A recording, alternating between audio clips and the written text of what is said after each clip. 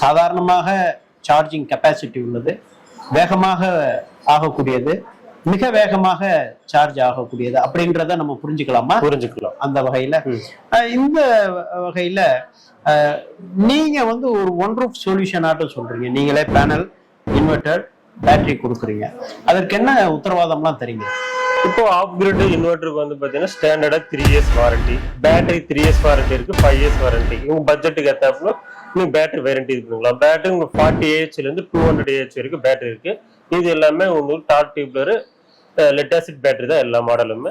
இந்த இதுல வந்து பாத்தீங்கன்னா 5 இயர்ஸ் ரீப்ளேஸ்மெண்ட் வாரண்டி. நம்ம எல்லாமே ஓன் மேனுஃபேக்சரிங் தான். பேட்டரி நம்மளுது, இன்வெர்டர் நம்மளுது, பேனலும் நம்ம ஓன் மேனுஃபேக்சரிங் தான். ஃபுல் காம்போ கிட்டா கொடுத்துருவோம். ஃபுல் காம்போ எடுத்தா உங்களுக்கு டேக்ஸ் பெனிஃபிட் ஆகும். இப்போ இண்டிவிஜுவலா இன்வெர்டர் மட்டும் எடுத்தீங்கன்னா 18% ஜிஎஸ்டி ஆகும்.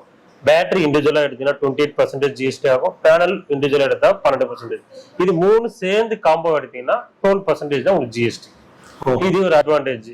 கவர்மெண்ட் வந்து நமக்கு வந்து ஃபுல் காம்போ எடுத்தா 12% ஜிஎஸ்டி பேனல் ஆடாய் வரதுனால. இது வந்து நம்ம ஆப்கிரேட் சொல்யூஷன் நம்ம கொடுத்துட்டு இருக்கோம் சார். இது எல்லாமே நமக்கு எல்லாமே ஆன் சைட் சப்போர்ட். உங்களுக்கு சப்போஸ் எனி டிசைனிங் வேணும்னா கூட கம்பெனில சப்போர்ட் பண்ணி கொடுத்துருவாங்க.